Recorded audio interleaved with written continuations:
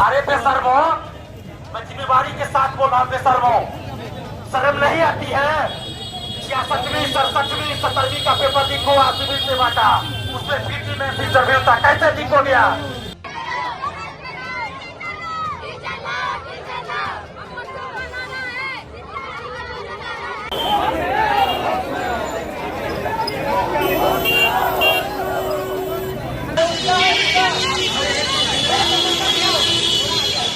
Supreme court के chief justice Suryakant, वो justice Suryakant जिन्होंने कॉकरोच शब्द दिया, छात्रों का ऐसा जबरदस्त विरोध हुआ है कि सीजीआई का दौरा रद्द करना पड़ गया है।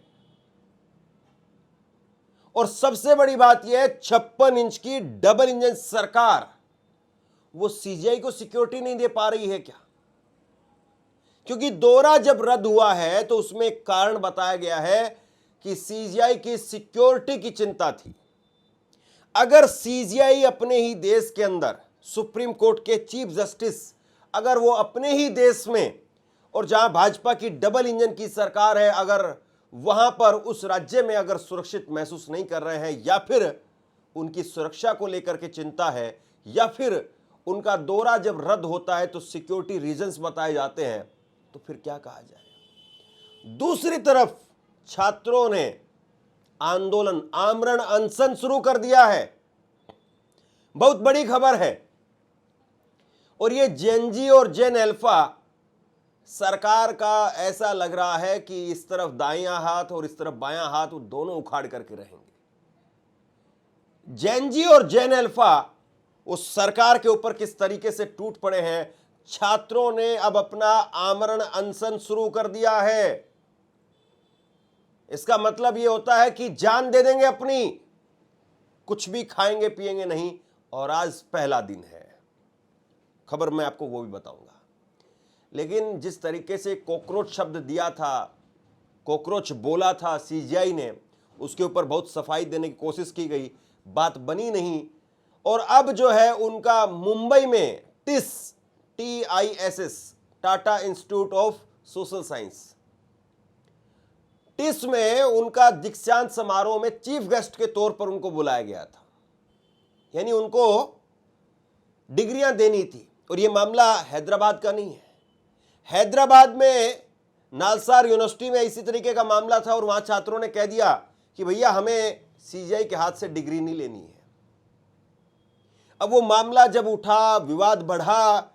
अब इसके बाद में अब मुंबई के अंदर, महाराष्ट्र की राजधानी डबल इंजन की सरकार मुंबई के अंदर, और वो भी टिस यानी Tata institute of social science, वहां पर एक इतने बड़े इंस्टीट्यूट में प्रोग्राम होना था और वहां पर सिक्योरिटी को लेकर के कंसर्न है, वहां पर सिक्योरिटी को लेकर के चिंता है।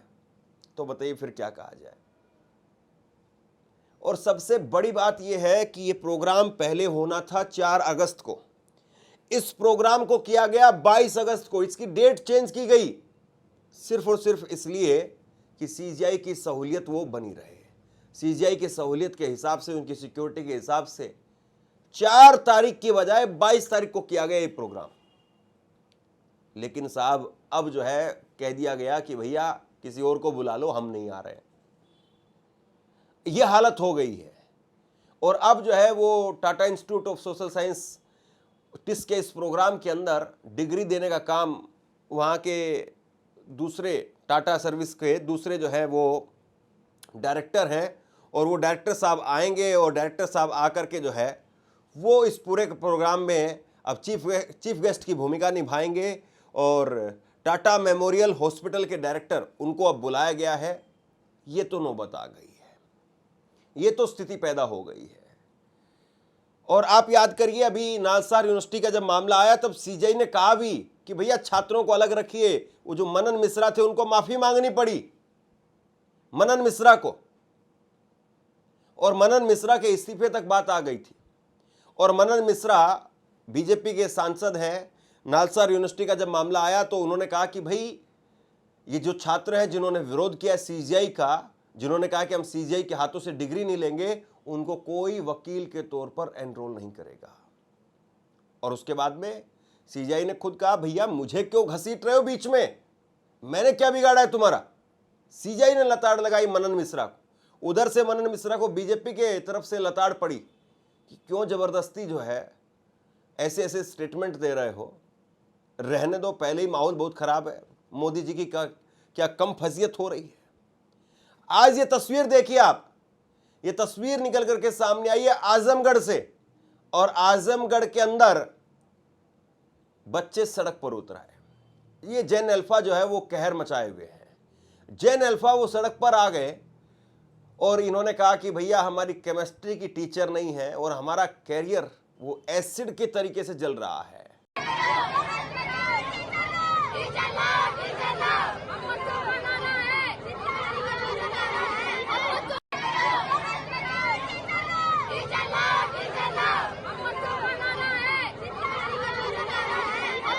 दरअसल मामला यह है कि अब पूरे देश के अंदर वो युवा आक्रोशित है।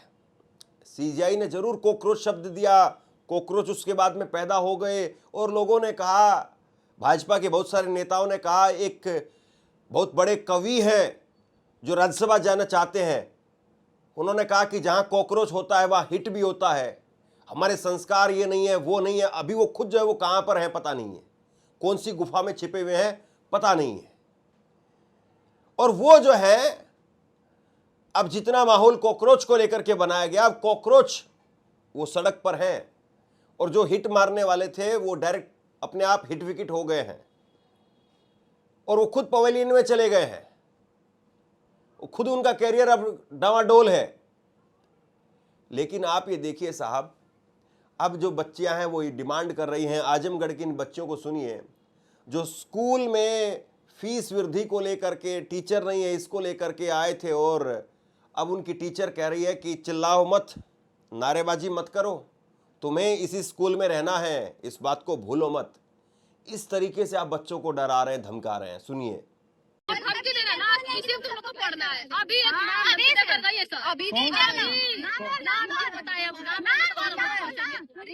बोलेंगे कि तुम लोगों को इसी में पढ़ना है, चिल्लाओ नहीं, चिल्लाओ नहीं, चिल्लाओ नहीं।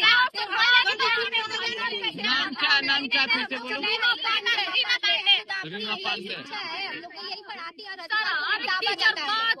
हम लोग किसी भी चीज के लिए आवाज उठाते हैं, हम लोग बोलेंगे तुम लोग पैसा बना रहे हैं, फीस के लिए कितना पैसा ले रहे हैं और छोटा सा साइन कर रहे हैं, बोलने फीस के लिए कैसा पैसा लिया जा रहा है? अरे सर फीस ले रहे लोग, महीने का 6 महीने का फीस लिया, मुझसे 812 रुपए। एडमिशन करवाए, फॉर्म लिए 650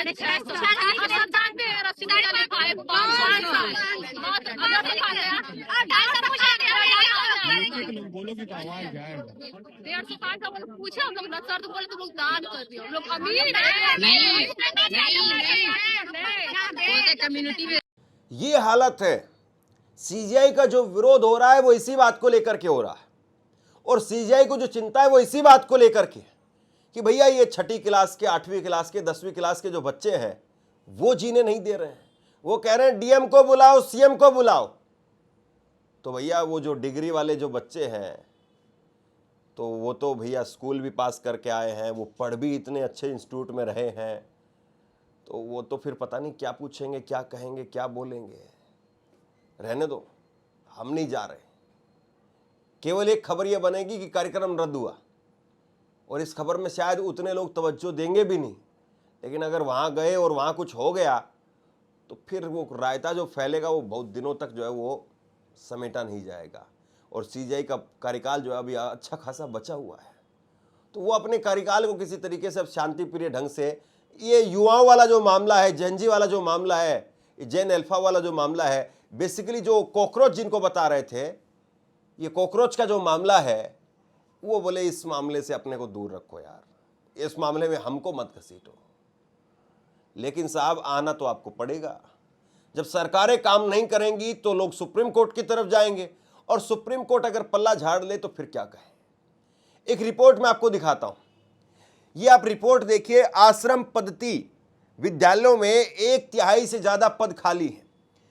यूपी के अंदर 109 विद्यालय हैं, और 109 विद्यालयों में 431 प्रवक्ता, 409 सहायक अध्यापकों की कमी है। 1831 पद भी खाली हैं और शिक्षकों की वैकेंसी वो 839 है, जिसमें प्रिंसिपल, वाइस प्रिंसिपल, लाइब्रेरियन, बाबू, नर्स, हेल्पर, मैस हेल्पर, ये सब शामिल है। 109 जहां पर विद्यालय है। अब ऐसी खबरें कभी सामने आती नहीं थी। लोगों को लगता था राम राज है यूपी के अंदर, गुंडे भाग गए हैं। योगी जी का बयान आता था मई में भी शिमला बना देंगे, इस तरीके के बयान आते थे। योगी जी का बयान आता था जिसमें योगी जी कहते हैं बुलडोजर बाबा। लोगों को फर्क ही नहीं पड़ रहा था भैया स्कूल कॉलेज की कहां पर क्या बात हो रही है। लेकिन अब जो है वो जो बड़े बड़े जो सरकार के भक्त थे, अंधभक्त थे, चाटुकार थे, उनके ड्राइंग रूम में इस बात की चर्चा हो रही कि भैया ये जेन अल्फा जेन एनजी वाला जो मामला है ये तो पूरा शिकंजी के तरीके से निचोड़ रहा है। ये नींबू निचोड़ करके पूरा शिकंजी में डाल करके पी जाएंगे। सरकार जो है उसकी और सरकार के इकबाल को पूरी तरह से यहाँ पर चुनौती दी जा रही है। और सरकार का इकबाल कैसे डावाडोल हो रहा है, अब मैं आपको बताता हूं बिहार की तस्वीर। बिहार के अंदर छात्रों ने आमरण अनशन शुरू कर दिया है। झारखंड में छात्रों की जीत हुई और आज बिहार में मोर्चा खोल दिया गया। ये तस्वीरें जरा देखिए आप। ये तस्वीरें हैं बिहार की और बिहार के अंदर अब छात्रों ने अपना आमरण अनशन शुरू कर दिया है। कई दिनों से छात्र वो आंदोलन पर थे और उनकी समस्याओं पर सरकार ने ध्यान नहीं दिया। बिहार सरकार से बार बार मांग की गई, लेकिन ये छात्र अब आमरण अनशन के ऊपर बैठ गए हैं। अरे बेशर्मो, मैं जिम्मेवारी के साथ बोल रहा हूं। बेशर्मो, शर्म नहीं आती है? 66वीं 67वीं 70वीं का पेपर लीक हुआ, सिविल से बांटा, उसमें पीटी में इंटरव्यू था, कैसे लीक हो गया? हेलो, लाइब्रेरी में वैकेंसी जारी करो, लाइब्रेरी में वैकेंसी जारी करो, 18 वर्ष का बदमाश खत्म करो।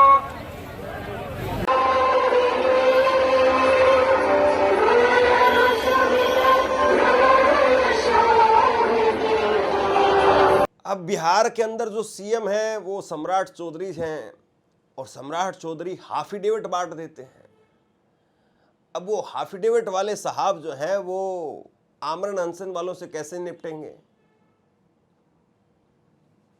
उधर झारखंड के अंदर तो हेमंत सोरेन ने अपना बैग लटका करके बस्ता बचा लिया।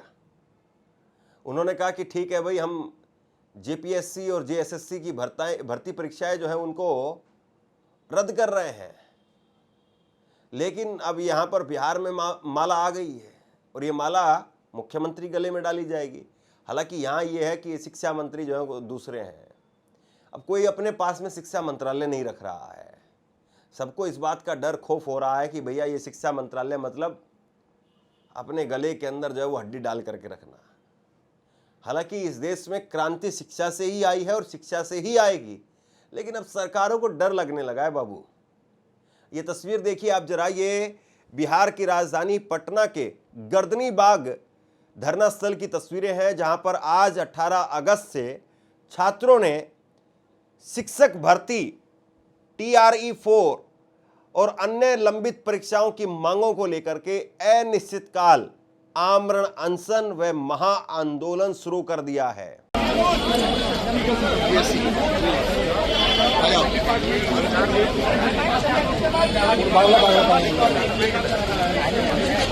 अब सुनिए जरा छात्र क्या कह रहे हैं। छात्र कह रहे हैं साहब जुलाई आ गया क्या? जुलाई खत्म हो गया क्या? अभी जुलाई का मसला क्या है?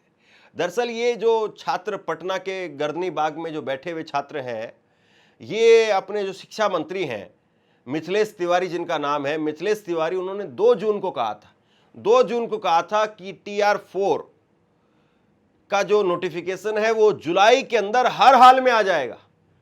अब जुलाई तो कब का चला गया साहब, आधा अगस्त भी चला गया, आधे से ज्यादा चला गया, लेकिन अभी तक नोटिफिकेशन नहीं आया है। क्या बोलते हैं? जुलाई खत्म हो गया क्या? जुलाई खत्म हो गया क्या? जुलाई खत्म हो गया क्या? तो शिक्षा मंत्री का क्या होना चाहिए? शिक्षा मंत्री का क्या होना चाहिए? क्या चल रहा है? क्या चल रहा है? क्या चल रहा है? क्या चल रहा है। अगस्त में क्या होगा? अगस्त में क्या होगा? अगस्त में क्या होगा? किनका इस्तीफा होगा? किनका इस्तीफा होगा? किनका इस्तीफा होगा? किनका इस्तीफा होगा? पटना के अंदर कल वहां की जो विपक्षी पार्टी है आरजेडी, तेजस्वी यादव की तरफ से ऐलान किया गया है कि छात्रों के ऊपर AK-47 चलाई गई और ऐसे तानाशाहों के विरुद्ध कल राजभवन का घेराव करने के लिए राजभवन का मार्च वो निकालने जा रहे हैं। कल लालू यादव ने भी कहा है कि सब लोग आइए और बड़ी संख्या में पटना पहुंचिए। हालांकि अब सीधे तौर पर एक राजनीतिक पार्टी का ये घेराव है और राजनीतिक पार्टी के घेराव में कितने छात्र आते हैं, कितने लोग आते हैं और उस सरकार पर कितना प्रेशर बना पाते हैं, देखने वाली बात है। लेकिन ये सच्चाई है कि इस देश में इस वक्त में युवा क्रांति चल रही है और ये युवा क्रांति किस तरीके से कैसे सरकार पर भारी पड़ेगी। अभी तो इस महीने के ही 12-13 दिन बाकी है, अगस्त के ही, और उसके बाद में नरेंद्र मोदी के लिए सबसे बड़ी चुनौती है बिहार का, यूपी का चुनाव। यूपी का चुनाव सबसे बड़ी चुनौती और उसके बाद में अपना चुनाव, वो बहुत बड़ी चुनौती है। और अगर ऐसे ही करंट लगातार जारी रहा तो फिर बहुत बड़ा अंडर करंट सामने आएगा, ये भी साफ है। सीजीआई को अपना दौरा रद्द करना पड़ रहा है, ये मामूली बात नहीं है। इससे आप समझिए कि अंडर करंट जो है वो कितना ज्यादा है और अब कोई रिस्क नहीं लेना चाहता है। हो सकता है कि नरेंद्र मोदी भी अगले 6 महीने कम से कम यूपी चुनाव से पहले कोई रैली करने की जरूरत शायद नहीं समझेंगे, क्योंकि अगर जाएंगे तो पता नहीं कहां पर किस तरीके से क्या कुछ विरोध हो जाए और उन लड़कियों को, उन बच्चों को आप फिर कैसे संभालेंगे, बहुत मुश्किल काम है। शेयर कीजिए इस खबर को और आप क्या सोचते हैं नीचे कमेंट सेक्शन में लिख करके जरूर बताइए। इस वीडियो को लाइक कीजिए और चैनल को जरूर सब्सक्राइब कीजिए। शुक्रिया, थैंक यू।